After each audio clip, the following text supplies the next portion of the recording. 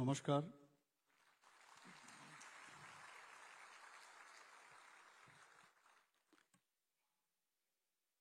আজকে একটা ঐতিহাসিক দিক আমি বলবো।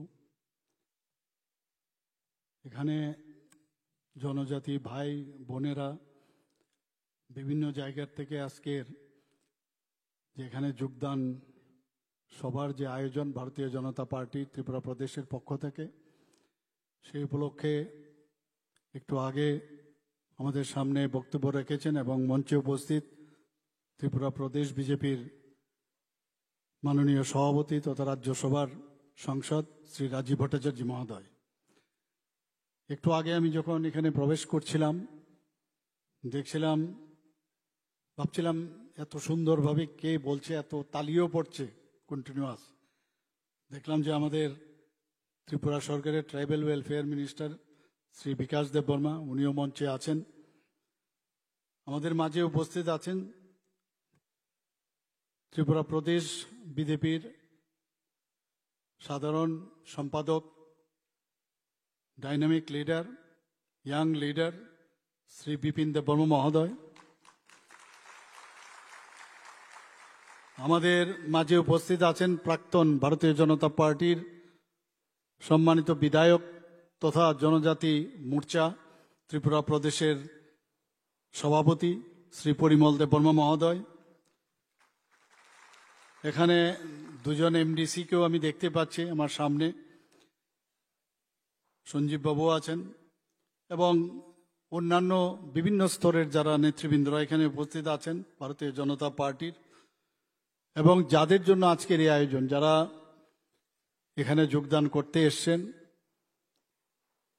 এবং আমার প্রিয় সাংবাদিক বন্ধুরা, সবাইকে আমার হৃদয়ের অন্তঃস্থল থেকে হার্দিক অভিনন্দন ও শুভেচ্ছা জানাচ্ছি। পাশাপাশি যারা আজকে ভারতীয় জনতা পার্টির পতাকা তোলে এসে হাতে ভারতীয় জনতা পার্টির যে পতাকা নিয়ে আপনারা যোগদান করতে এসছেন, সবাইকে আমি স্বাগত জানাচ্ছি।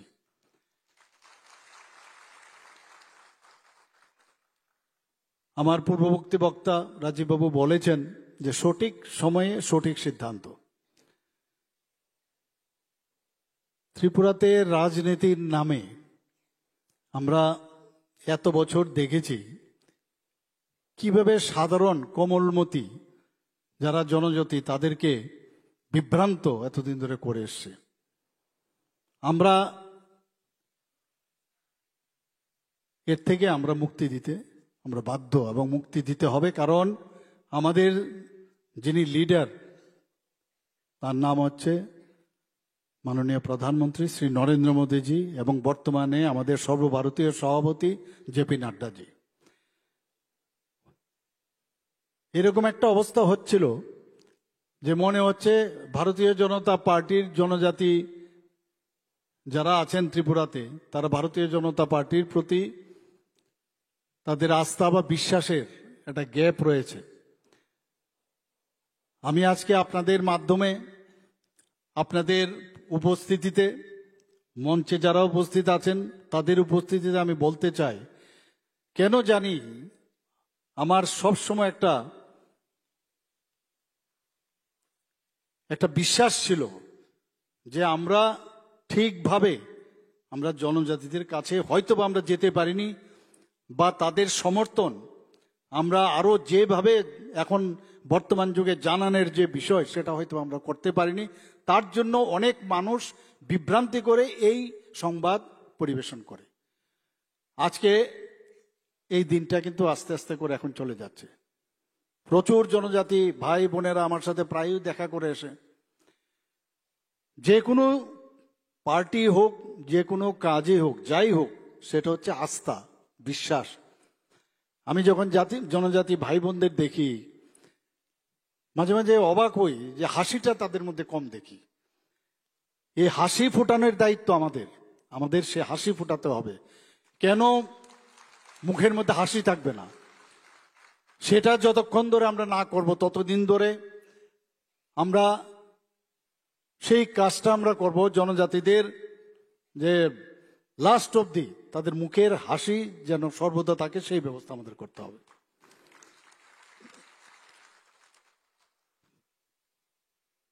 মাননীয় প্রধানমন্ত্রীজি 2014-তে যখন প্রধানমন্ত্রীর দায়িত্ব নেন, দেখুন এতদিন পর্যন্ত জনজাতিদের নিয়ে কেউ কোনো প্রধানমন্ত্রী, অটলজি চেষ্টা করেছেন, উনি শুরু করেছিলেন, এবং সেই কাজটা আমাদের মাননীয় প্রধানমন্ত্রীজি আসার পর দেখুন কিভাবে জনজাতিদের সম্পর্কে উনি ফিল করতেন। আজকে পণ্ডিত দীনদয়ালজির ওনার জন্মদিন, বারবার উনি বলেছেন যে যারা অন্তিম ব্যক্তি, যারা লাস্ট মাইলে আছে, তাদের সম্পর্কে আমাদের চিন্তা ভাবনা করতে হবে, এবং যখনই যে কোনো সিদ্ধান্ত সরকারের হবে, কেন্দ্রেরই হোক আমাদের রাজ্যেরই হোক, সেখানে যতক্ষণ ধরে না পৌঁছবে ততক্ষণ ধরে সমাজ বা রাজ্য ডেভেলপ করবে না। এবং সেই কাজটা মাননীয় প্রধানমন্ত্রী জি করছেন, আমরাও সেই দিশায় আমরা কাজ করছি। বন্ধুগণ, আমি আজকে এখানে পরিতোষ দেববর্মা মহোদয় এবং করণ ত্রিপুরা, ওনারা এবং ওনার যে পুরো জনজাতিদের নিয়ে এখানে এসছেন, তাদেরকে আবারও আমি স্বাগত জানাচ্ছি। এবং আমি আশা করি যে ভারতীয় জনতা পার্টির আপনারা যোগদান করার পরে আমাদের শক্তি অনেক বেশি এখন বেড়ে যাবে, আমি নিশ্চিত। প্রায় আমার কাছে যে ডাটা আছে, এখানে 230টা ফ্যামিলি এবং মোট ভোটার 920 জন। এটা বিশাল সংখ্যা। কিছুদিন আগে আমি যখন আমাদের গোমতী ডিস্ট্রিক্টের জমাতিয়া, আমাদের বাগমাতে আমি গিয়েছিলাম, রামপদ জমাতিয়াজির, সেখানেও দেখেছিলাম প্রচুর জনজাতি। আমরা আসলে মানুষকে যে জনজাতিদের উন্নয়ন নিয়ে যেভাবে আমরা কাজ করছি, সেটা ওনারা বুঝে সব, কিন্তু গিয়ে পৌঁছানোটা হয়তো একটা খামতি আমাদের মধ্যে রয়েছে। এখন এই পৌঁছানোর যে বিষয়টা, এটার মধ্যে কোনো রকম গ্যাপ হবে না। সব সময় আমাদের পার্টি এবং আমাদের সরকার আপনাদের সাথে থাকবে, এবং আমরা ঠিক সময়ে ঠিক আপনাদের কাছে আমরা পৌঁছে যাব। পরিতোষ বাবুর, উনি এক্স জোনাল চেয়ারম্যান ত্রিপুরামতার এবং ফাউন্ডার মেম্বার, এবং প্রেজেন্টলি উনি ইউথ ত্রিপুরা ফেডারেশনের ধলাই ডিস্ট্রিক্টের ইনচার্জ। কাজে এই ধরনের ব্যক্তি এখন বুঝতে পারছে যে ন্যাশনাল পার্টির সাথে যুক্ত না হলে যেমন দেশের উন্নয়ন হবে না, রাজ্যের উন্নয়ন হবে না। আস্তে আস্তে করে কিন্তু মানুষ বুঝতে পারছে। আমরা রাজনীতিটা রাজনীতির মতোই করতে চাই। রাজনীতি যেহেতু নীতি আছে, নীতি ছাড়া রাজনীতিটা এটা কোন ধরনের রাজনীতি? এটা মানুষের তো এটা রাজনীতির একটা ফিলোসফি থাকবে যে আমি এটার উপর ভিত্তি করে আমি আমার কাজটা করব। আমাদের সরকার, যে কারণে মানুষ আজকে এই সরকারের উপর বিশ্বাস আশ্বাস আছে। সারা ভারতবর্ষের মধ্যে এই জনজাতি গোষ্ঠী প্রায় 700। আমাদের ত্রিপুরাতে 19টি জাতি গোষ্ঠী আমরা বলি ঠিকই, কিন্তু তারপরও সাব ট্রাইব যদি আমরা দেখি, সেদিনও আমি জিজ্ঞেস করছিলাম ক্যাবিনেটে, প্রায় 40 থেকে তারও বেশি হয়তোবা আরো সাব ট্রাইব, তাদের খুব অল্প সংখ্যক, কিন্তু আমরা চাই তাদেরও যেন হারিয়ে না যায়। তার জন্য এই সরকার চেষ্টা করছে, সবাইকে আমরা একসাথে আমরা রাখতে চাই, তাদের পরিচয় যাতে নষ্ট না হয়। আমরা চাই যে আমাদের সমস্ত যেটা সবকা সাথ সবকা বিকাশ, বিশ্বাস আর প্রয়াস, মুখে এটা একটা নারা যেন না হয়, এটা যেন সত্যিকারের অর্থেই কার্যকরী হয়, সেই দিশায় আমরা কাজ করছি। আপনারা একবার ভাবুন, 2019 থেকে 2024 পর্যন্ত লাগাতার জনজাতি গোষ্ঠীর বিশিষ্ট ব্যক্তিদের মাননীয় প্রধানমন্ত্রী 7বার পদ্মশ্রী উপাধি দিয়ে ভূষিত করেছেন। ভাবা যায় কোনোদিন? এর আগে কেউ করেছে কোনোদিন? আপনারা এই জিনিসটা ভাববেন না, বুঝবেন না? ভোটের জন্য রাজনীতি না, যে সম্মান যে দেওয়ার সেই বিষয়টা আমাদের ভারতীয় জনতা পার্টির আমাদের যারা লিডাররা আছেন, আমাদের মাননীয় প্রধানমন্ত্রীজি সেই সম্মানটা দিয়েছেন। এবার ভাবুন, আমাদের যে দেশের এখন যিনি রাষ্ট্রপতিজি, জনজাতি গোষ্ঠীর গরিব একটা ফ্যামিলির থেকে উঠে আসা রাষ্ট্রপতি মাননীয় প্রধানমন্ত্রীজির কারণে সেটা সম্ভবপর হয়েছে। আমাদের ভাববো না সেটা। আমাদের ত্রিপুরার থেকে কোনোদিন রাজ্যপাল হবে আমি তো ভাবিনি, জানি না আপনারা কোনোদিন ভেবেছেন কিনা। এই রাজ পরিবারের একজন সুসন্তান সুশিক্ষিত ব্যক্তিকে, তেলেঙ্গানার মতো বড় রাজ্যের মধ্যে উনাকে গভর্নর করা হয়েছে, ভাবা যায় কোনোদিন? একের পর এক যেভাবে জনজাতিদের জন্য কাজ করে যাচ্ছে আমাদের ত্রিপুরা, ঐতিহাসিক কারণেই হোক বিভিন্ন কারণেই হোক, এখানে জাতি জনজাতি একটা মিশ্র বসতি জায়গা হয়ে গেছে। এখানে একে অপরকে নিয়েই চলতে হবে, কিছু করার নেই। এখানে আমরা সবাই মিলে আমার অধিকার থেকে যাতে আমি বঞ্চিত না হই, দ্যাট ইজ ভেরি ইম্পর্টেন্ট। আমরা সেই দিকে আমরা নজর রাখবো যে আমার অধিকার, আমি মানুষ হিসাবে আমার যে অধিকার, সেই অধিকার থেকে যেন বঞ্চিত না হয়, সেই কাজটা আমরা ভারতীয় জনতা পার্টির নেতৃত্বাধীন সরকার আমরা সেটা করতে চাই। এবং যারা ভুল চিন্তাধারা করছেন তাদেরকেও বুঝাতে চাই, এবং সেইভাবেই আমরা চলব। রাজনীতি যার যার রাজনীতি যে যে করতে পারে, এতে কোনো অসুবিধা নেই। আমি আমার রাজনীতি করব, তুমি বা আপনারা তোমার রাজনীতি করবে, এর মধ্যে তো বাধা দেওয়ার কোনো বিষয় নেই। তো সেই জায়গায় দাঁড়িয়ে আমরা আমাদের রাজনীতি করব, এবং রাজনীতির মধ্যে, অর্থাৎ রাজনীতি মানে কি? মানুষের সেবা করা। এখানে রাজনীতির ওই চেয়ারের উপর বসে থাকবো তার জন্য রাজনীতি নয়। এটা ডিফারেন্স আছে অন্যান্য পার্টিতে, যে কিছু যেভাবেই হোক এদিক সেদিক করে ক্ষমতায় আসতে হবে, ওর সাথে করে নেব অ্যালায়েন্স, এমুক তেমুক ইত্যাদি নানা রকম এই ধরনের রাজনীতি আমরা দেখেছি। এখন মাননীয় প্রধানমন্ত্রীজি যে 240 জনের যে এমপি আমাদের আছে, তারপরও আজকে এতগুলো অ্যালায়েন্স নিয়ে আজকে আমাদের দেশ চালাচ্ছেন। সেটা কেন সম্ভব হয়েছে? মাননীয় প্রধানমন্ত্রীজির উপর সে আস্থা বিশ্বাস আছে, যে এমন একজন নেতা যার উপর বিশ্বাস করা যায় যে সবার জন্য সব জায়গায় উনি কাজ করবেন। এবং আমরাও চাই এইভাবে সবাইকে নিয়ে আমরা কাজ করব, এছাড়া কোনো পথ নেই। বিভেদের মাধ্যমে কোনো অবস্থায় কাজ এগোবে না। এবং আমরা একের পর আমরা যে সব সিদ্ধান্ত আমরা নিচ্ছি, আমি আশা করি যে এতে করে আমাদের ত্রিপুরার যে উন্নতি সেটা আগামী দিন হবে। আপনারা একটা জিনিস আপনারা খেয়াল করতে হবে, যে উজ্জয়ন্ত প্রসাদ, সেটা যখন সুকুমাই বাবু যখন মুখ্যমন্ত্রী হন, সেটা কিন্তু তখন এখানে অ্যাসেম্বলি শুরু হয়। সেই উজ্জয়ন্ত প্যালেস রাজ ফ্যামিলি সেটাকে হ্যান্ড ওভার করে দিয়েছে, বিক্রি করে দিয়েছে সেটাকে। পরবর্তী সময়ে সেখানে মিউজিয়াম তৈরি হয়। মিউজিয়াম তৈরির পর আমরা কি করলাম, এই যে একটা জরাজীর্ণ অবস্থায় ছিল এই উজ্জয়ন্ত প্যালেস, সেটাকে আমরা কত পয়সা খরচ করে প্রতি বছর সেই ঐতিহ্যকে রক্ষার জন্য এই সরকারের পক্ষ থেকে আমরা কিন্তু সেটাকে ঐতিহ্যকে আমরা রাখছি। শুধু তাই নয়, আপনারা একটু ভাবতে হবে যে এই মাণিক্য ডাইনেস্টির ইতিহাস কেউ কিন্তু সেইভাবে চিন্তা করেনি। এখন গেলে দেখতে একটা শুধু সুন্দর একটা জায়গা, সেখানে মনে হয় সারা ভারতবর্ষের বহু লোক আসে, সেখানে বসার সুবিধা। আমরা সেই সাউন্ড লাইটের মাধ্যমে সেখানে পুরো ইতিহাস দেখাচ্ছি এখন, সেটা তো আগে কেউ কোনোদিন দেখায়নি। আমরা সেই ঐতিহ্যকে আমরা বজায় রেখেছি। আপনি যদি ডান দিকে যান বা দিকে যান, এত সুদৃশ্য একটা চেহারা, আমরা প্রাউড ফিল করি যে আমাদের মহারাজারা আমাদের এই কাজ করে গেছে। আমরা সবসময় ভারতীয় জনতা পার্টি আসার পর যেভাবে মহারাজাদের যেসব কীর্তি ওনারা করে গেছেন, এর আগে তো কোনো সরকার করেনি, এটা বুঝতে হবে। আমরা কিন্তু সবচেয়ে বেশি সম্মান দিয়েছি। আমরা আজকে নীরমহলের কি জরাজীর্ণ দশা অবস্থা ছিল, সেই আজকে যদি যান দেখবেন সেই ঐতিহ্যকে আমরা বজায় রেখেছি। একটা মনে হবে স্মার্ট এবং সুন্দর একটা পরিবেশ আমরা সেখানে বজায় রেখেছি, এবং তার ইতিহাস আমরা তুলে ধরতে চেয়েছি বাইরের থেকে যখন আসে। আজকে আমাদের যে জনজাতি ভাই বোনেরা আছেন, আপনারা এই বিষয়গুলো কিন্তু আপনাদের চিন্তা করতে হবে।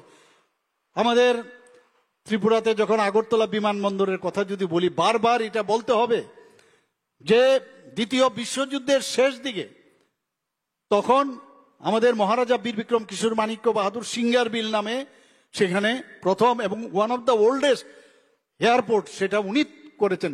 আমাদের উনাকে সম্মান দেওয়া উচিত ছিল, এবং কেউ দেয়নি। ভারতীয় জনতা পার্টি আসার পর উনার নামে আমরা সেই যে এয়ারপোর্ট, সিঙ্গারবিল এয়ারপোর্ট, যেটা আগরতলা এয়ারপোর্ট হয়েছিল, আজকে সেটা বীর বিক্রম কিশোর মানিক্য বাহাদুরের এয়ারপোর্ট হয়েছে, সেটা আমরা দিয়েছি। আমার জন্ম এখানে কামানচৌমনির সামনে, সেখানে আপনারা ভাবুন, আমার যদি এখন 70-এর উপর বয়স হয় আমার এখানে, সেখানে আমি নিজে দেখেছি কামানচৌমনির পাশে একটা ছোট একটা আইল্যান্ড ছিল, আপনারা দেখেছেন, নিজে আমরা দেখতাম, 0 মাইল ফলক ছিল। এখান থেকে সব জায়গায়, যে তখন মাইল বলা হতো, যে উদয়পুর কত 50 মাইল, ধর্মনগর কত 180 মাইল, এখান থেকে শুরু হতো 0 মাইল ফলক, এবং সেটাকে কেউ দেখেনি। আমার বর্তমানে আমি মুখ্যমন্ত্রী হওয়ার পর আমার চিন্তা ভাবনা এলো যে এটার একটা নাম দেওয়া উচিত। সেখানে এই মহারাজা বীর বিক্রমের মূর্তি আমি প্রতিষ্ঠিত করি, এবং 0 মাইলকে মাটির নিচ থেকে উঠিয়ে সেটাকে আমি সেটাকে প্রতিষ্ঠিত করেছি। এবং মহারাজা বীর বিক্রম কিশোর মানিক্য বাহাদুরকে এই কারণে আমরা সম্মান দিয়েছি যে আমরা দেখেছি আগরতলা শহরকে উনি যেভাবে সাজিয়েছেন, আজকে মহারাজগঞ্জ বাজারেই হোক, আজকে মহারানী তুলসীবতী বালিকা বিদ্যালয়ে হোক, বিভিন্ন জায়গায় উনার যেসব মন্ত্রী বাহাদুররা ছিলেন, উমাকান্ত একাডেমি, সব রাজ পরিবার, তার সেই সব কীর্তিগুলোকে আমরা রাখবো না? মহারাজা যে 4 জেনারেশন ধরে আমাদের রবীন্দ্রনাথ ঠাকুরের সাথে ওদের একটা সম্পর্ক হয়েছিল, তো ওনাদের যে কীর্তি, রাজর্ষি, বিসর্জন, এইসব নাটক, মঞ্চস্থ বিভিন্ন জিনিস এখানে লিখে গেছেন, ইতিহাসকে আমরা ভুলবো? আজকে শচীন কর্তা, SD বর্মন, কেউ তো সম্মান দেয়নি সেইভাবে। আমি নিজে উনার যে আগরতলা এয়ারপোর্ট থেকে আসার পর যে আমাদের যে লিচু বাগানের ওখানে SD বর্মনের মূর্তি আমি প্রতিষ্ঠিত করি আমাদের সরকারের তরফ থেকে। তা আমরা সম্মান আমরা দিতে পারি, কেউ যদি ভুল বুঝায় আমরা সম্মান দিতে জানি। আজকে যেখানে কিছুদিন আগে আপনারা নিশ্চয়ই শুনেছেন 2004-এ বা 2005-এ খুব সম্ভব, সেখানে যারা যারা আমাদের স্কিমগুলো হয় সেই স্কিমগুলো বাস্তবায়নের জন্য সেখানে সাব ডিভিশনাল এবং ডিস্ট্রিক্ট লেভেলে শুধুমাত্র যারা আমাদের জনজাতি আছে তাদেরকে যে আমাদের স্কিমগুলো যাতে প্রপারলি কাজ করে সেইগুলো ছিল, সেগুলো উঠিয়ে দিয়েছিল। কিছুদিন আগে আমরা ক্যাবিনেটে ডিসিশন নিলাম সাব ডিভিশনাল এবং ডিস্ট্রিক্ট লেভেলে সেখানে TCA সমকক্ষ কোনো অফিসারকে দিয়ে শুধুমাত্র তাদের যে সব কাজগুলো আমরা করি সেটা যেন round the year, round the clock সেটা হয়, তার জন্য সেটা আবার নতুনভাবে আমরা তৈরি করেছি। আমাদের জনজাতি যারা সমাজপতিরা আছেন আপনারা সবাই জানেন, তাদেরকে 2000 টাকা, আমাদের সরকার আসার পর 2000 টাকা করে তাদের সাম্মানিক দিত। কিছুদিন আগে আমরা ডিসিশন নিলাম যে যদি সাম্মানিকই দিত, কারণ উনারা সমাজপতিদের সমাজের জন্য কাজ করেন, তাদের সম্মান যেহেতু দিতেই হয় তাহলে প্রপারলি সম্মান দিতে হবে। সেখানে একটা ক্যাপিং ছিল। কি ক্যাপিং ছিল? যে না, যারা এখানে এই কেউ যদি কোনো সমাজপতি যদি কোনো চাকরি করে বা কোনো সমাজপতি যদি গভর্নমেন্ট থেকে কোনো পেনশন পান তাহলে সে পাবে না।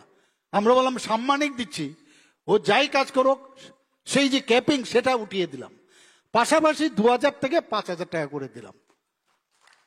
কেউ বুঝতে হবে যে আমরা কোন দিকে, আমরা কোনো সবকা সাথ সবকা বিকাশ, যেহেতু আমাদের এই মন্ত্রে আমরা দীক্ষিত, আমাদের সবার জন্য চিন্তা করতে হবে। আমি শুধু তাই নয়, এখানে দেখা গেল যে এটা তোলার পরেও যে আগে 10 জন পেত, তাতে করে এই যে ক্রাইটেরিয়া ছিল উঠিয়ে দেওয়ার পরও 12 থেকে 13 জন পায়, এর বেশি পায় না। আমি বললাম অনেকে আছে জাতিগোষ্ঠী যাদের মধ্যে হয়তো বা সমাজপতি সিস্টেম নেই, কিন্তু তাদের তো কিছু একটা হবে। তাদের যে লিডার আছে তাদেরকেও আমি বলেছি লিস্ট করার জন্য, ডিএমকে বলেছি, এতে করে প্রায় 40-42 যাই হোক সবাইকে 5000 টাকা করে দেওয়ার, সেটাও আমি বলে দিয়েছি অলরেডি। আমরা সেইভাবে আমরা চিন্তা ভাবনা করছি। এবং একদিকে ডেভেলপমেন্ট, আজকে আমরা এডিসির মধ্যে কয়েক গুণ আমরা এবারের যে বাজেটে প্রচুর টাকা আমরা দিয়েছি। এখানে বলা হয়েছে একলব্য স্কুল, যে এই যে ভারতীয় জনতা পার্টি, এটা কিন্তু বহু ভারতবর্ষের যে কৃষ্টি সংস্কৃতি, সনাতন যে বিষয়, সনাতন ধর্ম, এখানে ধর্ম একটা পার্টিকুলার এরকম একটা যে ধর্ম বলতে বুঝি এরকম না। আমাদের যে এই সনাতন ধর্ম, সেটা কিন্তু পৃথিবীর যত ধর্ম আছে সেই ধর্মের থেকে যার মানে ইতিহাস কেউ জানে না, কত পেছনে হাজার হাজার বছর কবে শুরু হয়েছে সে মানে অর্থাৎ আদি অনন্তহীন, সেটা হচ্ছে আমাদের ভারতীয়ের যে ধর্ম। সেই জায়গায় তার উপর ভিত্তি করে আমাদের যে ভারতীয় তত্ত্ব, সেই তথ্যকে রেখে আমাদের একলব্য স্কুল 21টার মতো মাননীয় প্রধানমন্ত্রীজি সেটা স্যাংশন দিয়েছে। 6টা অলরেডি চালু আছে, 6টা অলরেডি রেডি আছে। আমাদের মাননীয় মন্ত্রী ট্রাইবাল ওয়েলফেয়ার মিনিস্টার আমাকে বারবার বলছেন আপনি সময় দিন, সেটাকে ওপেন করব। আর বাকিগুলো সামনের বছর মধ্যে আমরা চেষ্টা করছি সেগুলো আমরা করে নেওয়ার জন্য। তো আমাদের যে এই যে এডুকেশন থেকে আরম্ভ করে সব দিকে, শিক্ষাই হোক, ইনফ্রাস্ট্রাকচারে হোক, আমাদের এই যে ন্যাশনাল হাইওয়ে, এখানে 900 কিলোমিটারের উপরে আজকে ডিজাইন যে আমাদের ন্যাশনাল হাইওয়ে, সেগুলো বেশিরভাগ জায়গা সেগুলো তো জনজাতি অধ্যুষিত এলাকা দিয়ে আসছে। সেখানে আমাদের যে প্রধানমন্ত্রীর যে গ্রামীণ সড়ক যোজনা, বেশিরভাগ জনজাতি অধ্যুষিত এরিয়া দিয়ে আসছে। তো যতগুলো প্রকল্প আছে সেই প্রকল্পগুলো কিন্তু সব জায়গায় হচ্ছে। এখানে আজকে সারা ত্রিপুরাকে আমরা যদি দেখি, সেই ত্রিপুরার মধ্যে 68% হচ্ছে এডিসি এলাকা। তো এডিসি এলাকা বাদ দিয়ে ডেভেলপমেন্ট হবে না। লাইন আমরা এতগুলো টাকা আমরা দিয়েছি, 860 কোটি টাকার মতো মোস্ট প্রবাবলি আমরা এবার দিয়েছি। তাছাড়াও যে সাব প্লেনেও প্রায় 6 থেকে 7 হাজার কোটি টাকা আমরা দিয়েছি। তো এই যে বিষয়, এরকম তো কেউ যদি বলে যে আমরা ডিপ্রাইভ করছি, ঘটনা তো সেরকম না। এগুলো তো আমাদের বোঝা উচিত। আজকে হোস্টেলের যারা আবাসিকরা আছেন 2023 সালে কত টাকা করে পেতেন? 55 টাকা করে। আর আমার পেছনেই লেগে থাকেন আমাদের এই ট্রাইবাল ওয়েলফেয়ার মিনিস্টারের, যে করতে হবে বললাম খুব করো, কোনো যায় আসে না, করো, বাড়াও যা খুশি। সেখান থেকে আজকে এই 55 টাকা থেকে 80 টাকা আমরা করেছি। এতে করে 460টি যে হোস্টেল আছে সেখানে প্রায় 34,000 যারা আমাদের ছেলে মেয়েরা আছেন সেই সুযোগ তারা পেয়েছেন। এখানে 8ম শ্রেণীর যারা ছাত্রছাত্রীরা আছেন, প্রি মেট্রিক যে স্কলারশিপ দেওয়া হয় তাদের 400 টাকা ছিল, সেখান থেকে 400 টাকা থেকে আমরা 1000 টাকা করেছি। যারা জনজাতি ছেলেমেয়েরা যারা পড়াশোনা করতে চায় তাদের বিনামূল্যে পাঠ্যপুস্তক এবং তাদেরকে মেরিট পুরস্কার সেটা দেওয়ার ব্যবস্থা করছে, এবং বিভিন্ন কোচিং দেওয়ার আমরা আলাদাভাবে আমরা চেষ্টা করছি। আমরা এককালীন আর্থিক সাহায্য যারা জনজাতি ভাই বোনেরা আছেন তাদেরকেও আমরা দেওয়ার চেষ্টা করছি। 3টি আশ্রম বিদ্যালয়, 1টি আবাসিক বিদ্যালয় সিনিয়র বেসিক, আমরা সেটাকে সিনিয়র বেসিকে আমরা অলরেডি প্রমোট করেছি। এখানে হোস্টেল সম্পর্কে আজকেও একজন জনজাতি বোন আমার কাছে দেখা করেছিল, এখানে কয়েকজন আছে এর মধ্যে, তো ওনার সাথে এসেছিল। তো আমি বলেছি হোস্টেল, আমি বললাম আপনি কটা হোস্টেল? একটা হোস্টেলের কথা বলছেন। আমরা বললাম যে অলরেডি 29টি নতুন হোস্টেল অলরেডি তৈরি হয়ে গেছে এবং 44টি জনজাতি বিদ্যালয় আমরা তৈরি করে ফেলেছি। বিদ্যালয়ের কথাও বলছে। এখানে মহিলা কলেজ আগরতলাতে আমরা ট্রাইবেল হোস্টেল করেছি, ফটিকরায় আম্বেদকর কলেজে করেছি, গন্ডা তুইসাতে আমরা যে ডিগ্রি কলেজ আছে সেখানে একটা হোস্টেল আমরা করেছি। আমি নিজেও সেখানে গেছি গঙ্গানগরে। এখানে আমাদের মাননীয় মন্ত্রী বারবার বলছিলেন যে হোস্টেলগুলোতে প্রায়শ আপনারা দেখবেন টিভির পর্দায় বিভিন্ন হোস্টেলে উনি যান, তো বলছেন যে ওখানে ওয়ার্ডেনের খুব সমস্যা, নিয়ে নাও।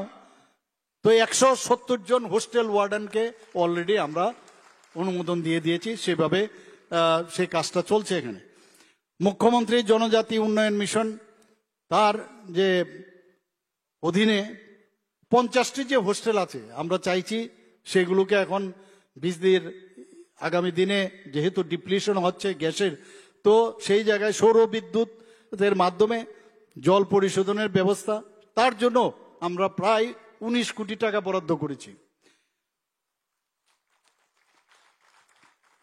কিছুদিন আগে আপনারা দেখেছেন যে জনজাতি ক্ষমতায়ন অভিযান, ধরতি আভা জনভাগীদারি অভিযান, সেটা আমরা শুরু করেছিলাম এবং এটা একটা বিরাট মডেল বলা চলে, এবং বিশেষ করে নর্থ ইস্টার্ন জোনে এটা ত্রিপুরা একটা মডেল হিসাবে, রাজ্য হিসাবে এখন পরিগণিত হচ্ছে।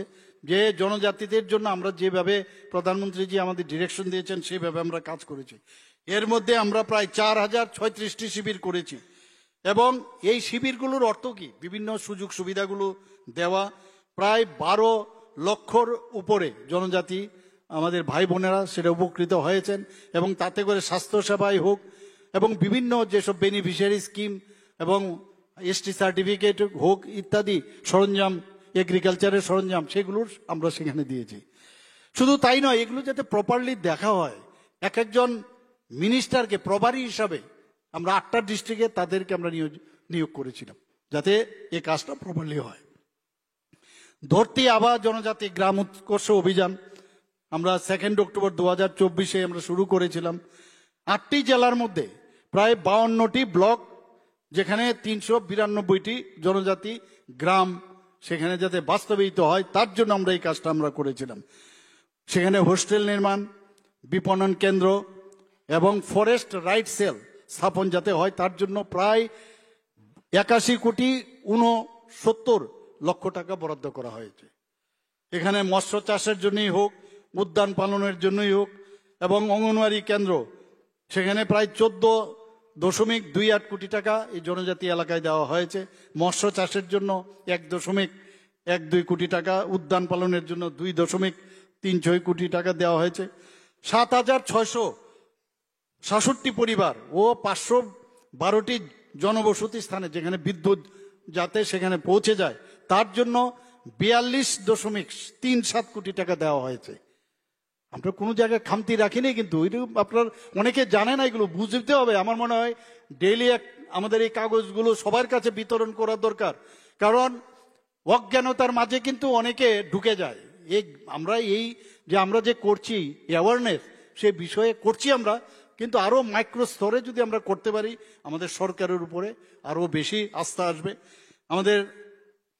আমাদের মাননীয় এমপি মহোদয় অলরেডি বলেছেন যে আমরা জনজাতি এলাকায় যেখানে 30 হেক্টর রাবার যে চাষের ব্যবস্থা ছিল, আমরা সেটাকে এবার আমি 69,000 হেক্টর উন্নতি করেছি, যাতে আরো বেশি করে রাবার চাষে তারা যুক্ত হতে পারে।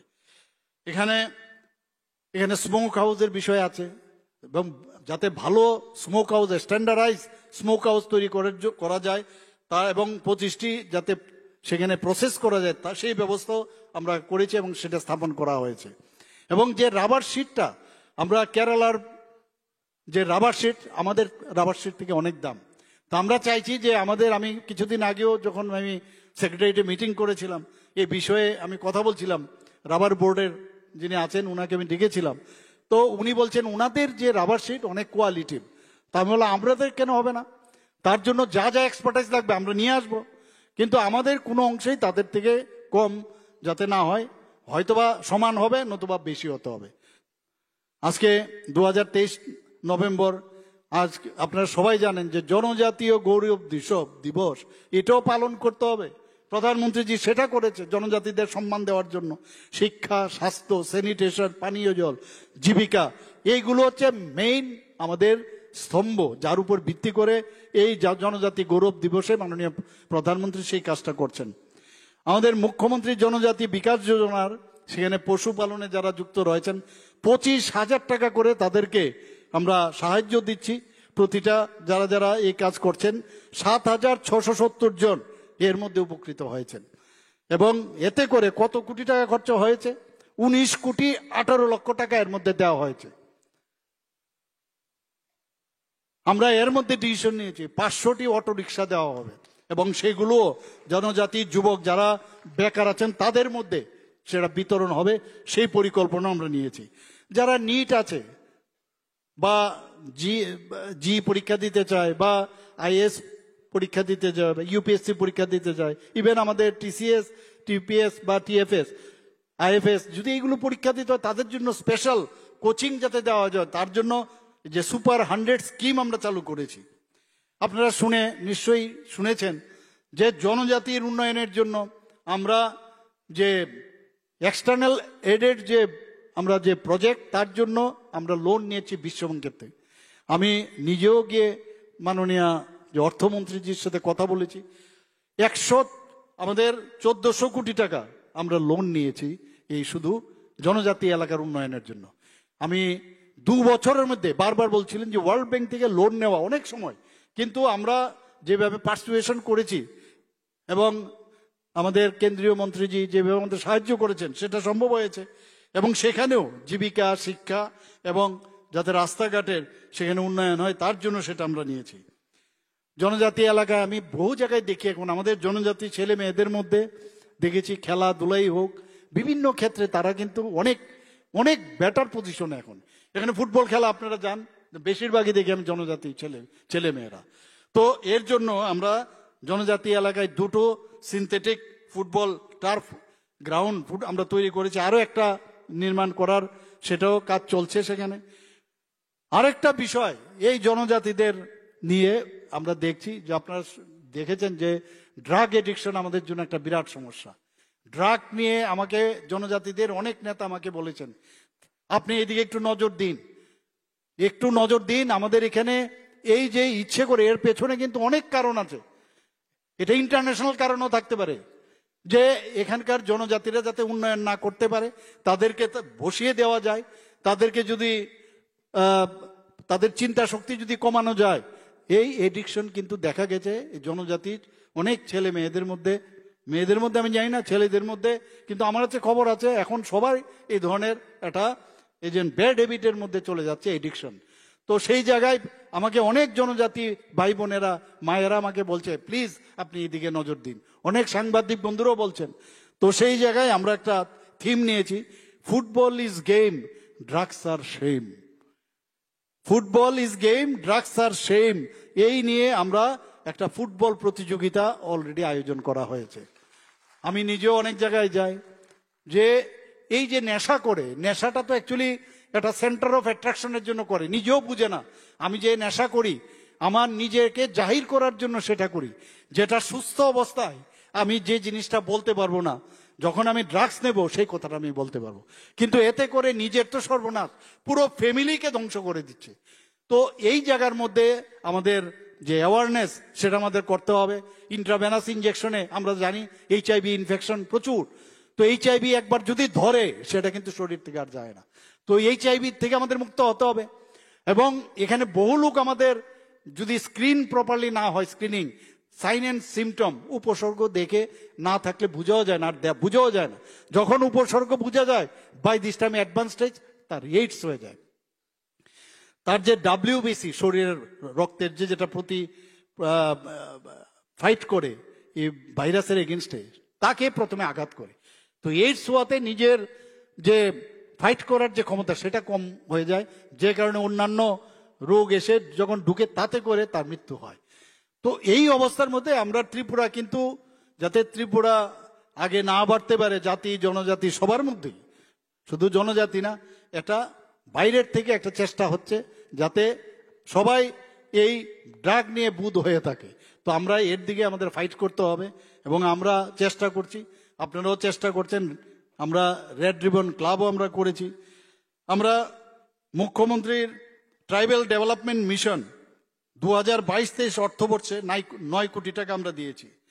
2023-24 অর্থবর্ষে এটা দিয়েছি 2022-23-এ, আর 2023-24-এ কত দিয়েছি 30 কোটি টাকা।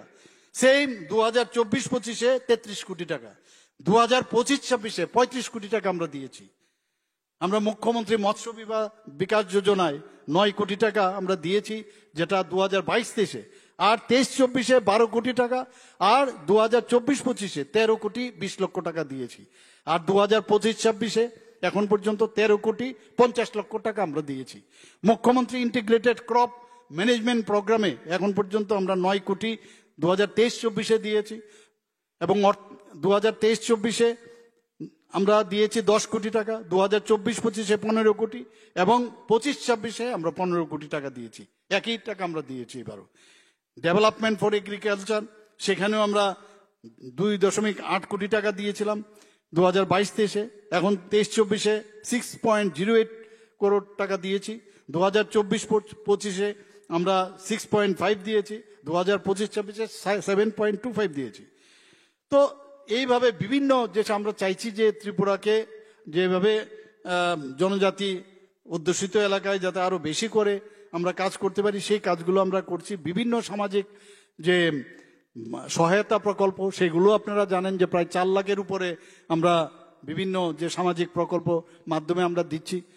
তো আজকে আমাদের বুঝতে হবে, এখানে জনজাতি ভাই বোনেরা এসছেন, আমি আপনাদের কাছে আমি আবেদন রাখবো যে ভারতীয় জনতা পার্টিতে আপনারা এসছেন এবং আগামী দিন ভারতীয় জনতা পার্টিকে যদি আপনারা ত্রিপুরাতে এস্টাবলিশ করতে পারেন, সেটা ফর এভার, সারা জীবনের জন্য এটা আপনারা পতাকা ভারতীয় জনতা পার্টির জনজাতি এলাকার মধ্যে আপনারা পুঁতে দিলেন, যেটা নেক্সট জেনারেশন সেটা দেখবে এবং আমাদের মধ্যে যে সমস্যা, যে চিন্তা ভাবনা মাঝে মাঝে হয়, তার থেকে আমরা দূরে থাকতে পারবো।